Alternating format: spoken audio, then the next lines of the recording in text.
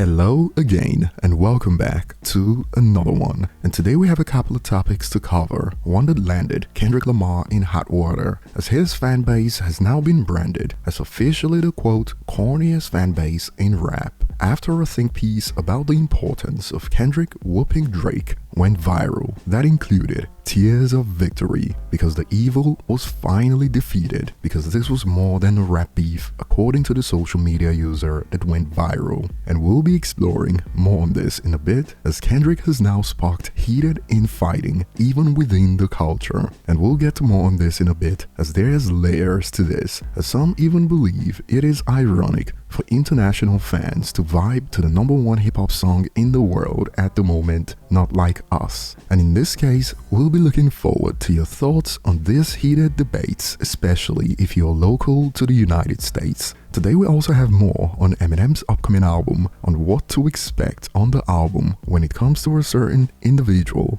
Got nothing against Eminem that can rap. Come on, man. Ooh.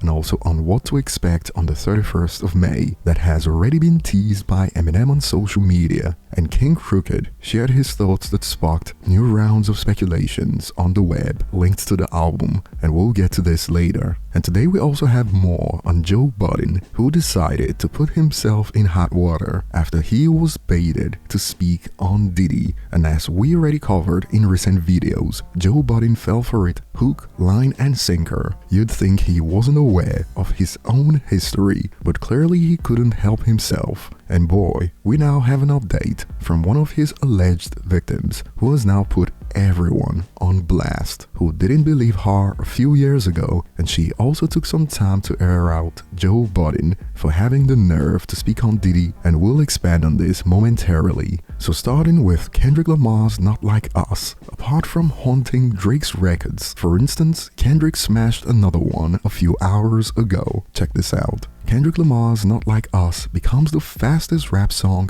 ever to surpass 200 million streams on Spotify, 19 days. It breaks the record previously held by Drake's God's Plan. So apart from taking down Drake's records, Not Like Us has sparked heated debates on who is allowed to take part in this moment. For instance, when it went viral, Not Like Us being played in South Africa.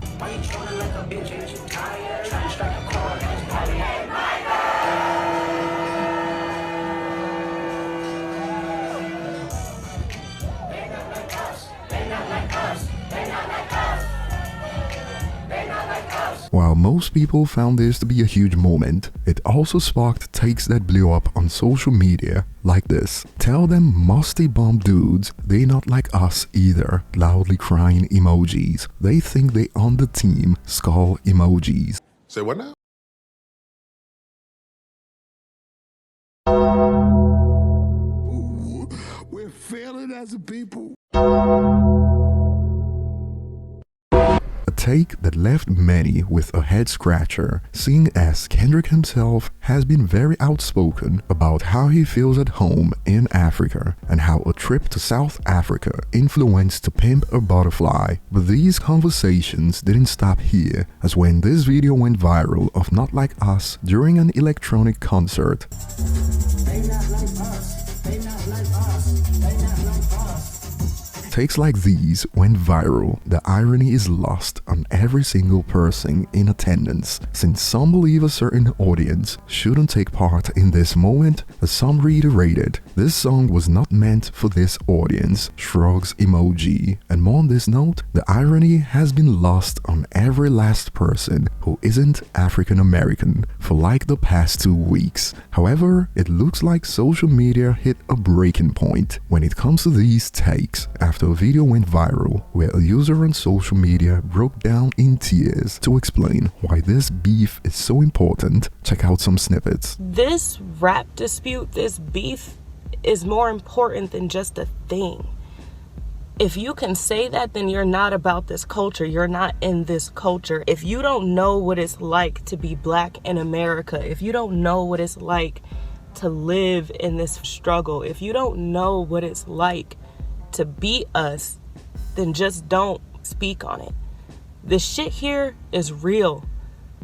Being in this ghetto, being in this hood, this shit is real.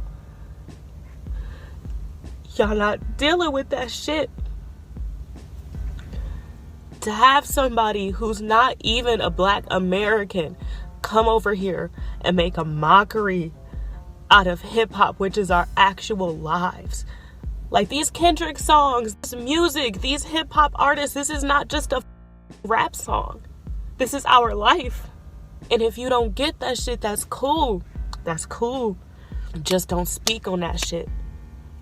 This is more than a rap beef. This is somebody actually giving a damn about what the we go through. And just because you got a check, you don't get to sit here and make a mockery out of what the we actually live through. So disrespectfully, if you think that this beef is just some bullshit or it's just a rap song and these are just some rappers and this is just some bullshit, don't associate yourself with me. And I mean that shit. Don't associate yourself with me. I'm trying to get up out of this shit. I don't want to wake up every day and feel like I have to go to the liquor store to get through some problems. No. But this is some real shit. This hood shit is real shit.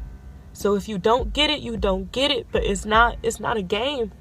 It's not a joke out here. It's not a game.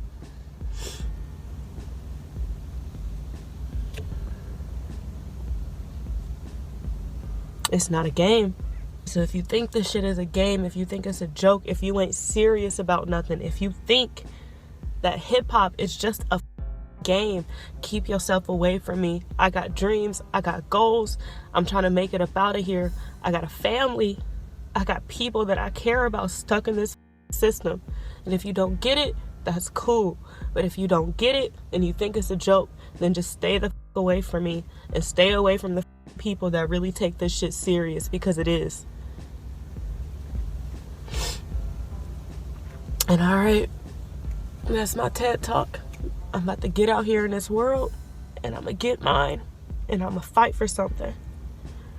That I just had to let that shit be known. And boy, this opened the floodgates, as some believe Not Like Us is pretty much being used to promote xenophobia. Check this out, that blew up on Twitter. When Kendrick dropped Euphoria, great song, I saw the tweets and convos on here and realized what was happening. Kendrick took the American descendants of slavery and foundational Black American approach, and those losers ate it up. The xenophobia began soon after that, and it was the most predictable thing ever. I called it as soon as the convo shifted to the culture, cause it undoubtedly leads to xenophobic sentiments. She thinks she can relate to the multi-millionaire Kendrick. Is hilarious though, laughing my bum off. And if you were with us a few days ago, you know that this point was echoed by Dr. Michael Eric Dyson, who put Charlemagne on blast for comments he made about Drake. I heard Charlemagne the God calling, he said, this half Negro. And I want to say, Charlemagne, there's a lot of half Negroes out here who have done tremendous work for African-American culture, so that the name calling, the kind of ad hominem remarks, as opposed to a full-on embrace of the rhetorical diversity and splendor that is Drake.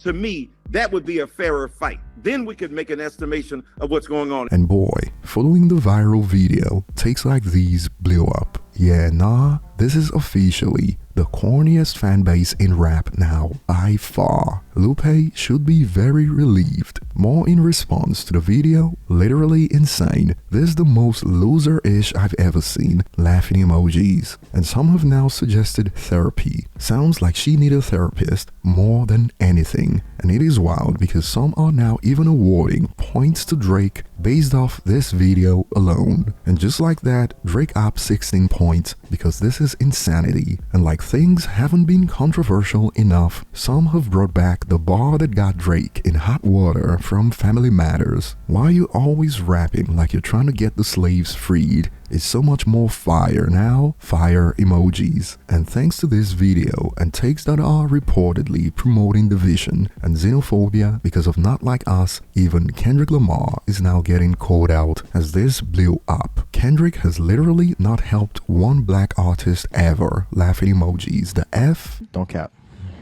Let's not cap about that. Let's not flex for the gram. Drake made Drake Hill a millionaire, and Kendrick never reached out or embraced any LA artists or the LA sound, then conveniently stole the ruler's flow for his diss record, facepalm emoji, freaking fake woke bum dudes, and his lame bum fans. People on social media love to resort to extremes to make a point, an easy way to go viral. And personally, I find the whole conversation of exclusion quite fascinating. What are your thoughts on those who believe Not Like Us is only meant to be enjoyed by Black Americans alone? These fans even went as far as blasting South Africans for vibing to the song. Someone get Dr. Umar on the phone. And moving on to the next point, speaking on what to expect on Eminem's upcoming album, King Crooked has been quite active in his own way, and his takes could be taken as a heads up on what to expect in a few days. As first, when a user stated on Twitter, based on the drama in 2024, this is gonna be crazy right now. If it continues for a little longer, then M will drop his album, and I'm sure he responds to Rap Elvis and Hip Hop Takes Summer Over. King Crooked reacted with, I pray he doesn't respond to Rap Elvis, so perhaps we shouldn't expect a response on the album. However, if Eminem is feeling charitable to Benzino, a response will keep the cash flowing for Benzino for some time, seeing as he was getting paid to do interviews. But we got more a few hours ago when King Crooked was asked, what is Eminem dropping on May 31st? Album, track list, single? To which King Crooked reacted, if he's doing all of this for a single, better call Paul. A response that's now fueled speculations. Wait, so you think it is the album then? And mind you, word on the street was that Eminem was doing all that for a tracklist reveal. And here we got King Crooked suggesting that perhaps that's a little too much even for a single. And I'll be looking forward to your interpretation of what King Crooked meant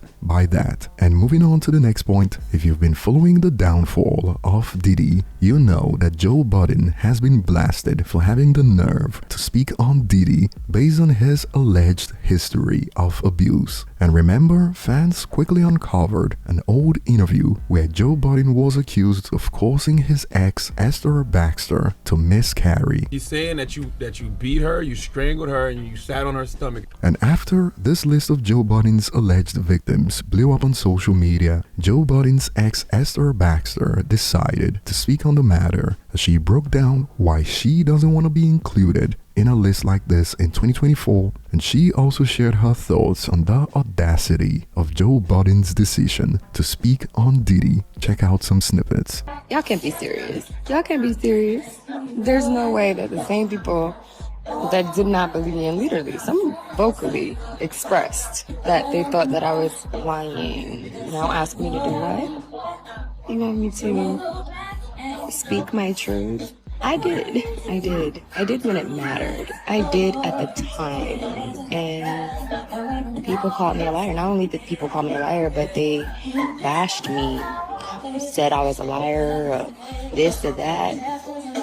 Why would I explain myself again? I did. You want to know what happened? Take your asses the fuck back over there and listen to that damn interview with your I believe you now ears. Don't put me on no more damn list associated with this narcissistic, lying ass person, please. Because you think that you're helping, you're not helping, you're not doing anything. It's not let's gather together and do the damn thing. The time was when it happened to people. That's when they needed your support. You weren't there. So please stop trying to act like you're there now. Okay? Don't put my name on any list. I don't want to be associated with any of this stuff. It is triggering. It's triggering to have to be constantly tied to something that not only you had to go through, you went through in your life that was forever changing, but you also have to relive it over and over and over again because somebody is constantly talking about it. Not only that, but you weren't believed when you were brave enough to say something. Don't put me on any more lists. And if you're an abuser, you should just totally sit this one out. It's not your season, okay? Shut the fuck up. Sit down. You're loud. Shh. Shh. However, some have hit back with they went to court and he beat the case, which got this response: he didn't go to court, he took a plea deal for a lesser charge, which is what guilty people do to avoid responsibility. And I'll be looking forward to your thoughts on these topics in the comment section. Thanks for watching and see you on the next one.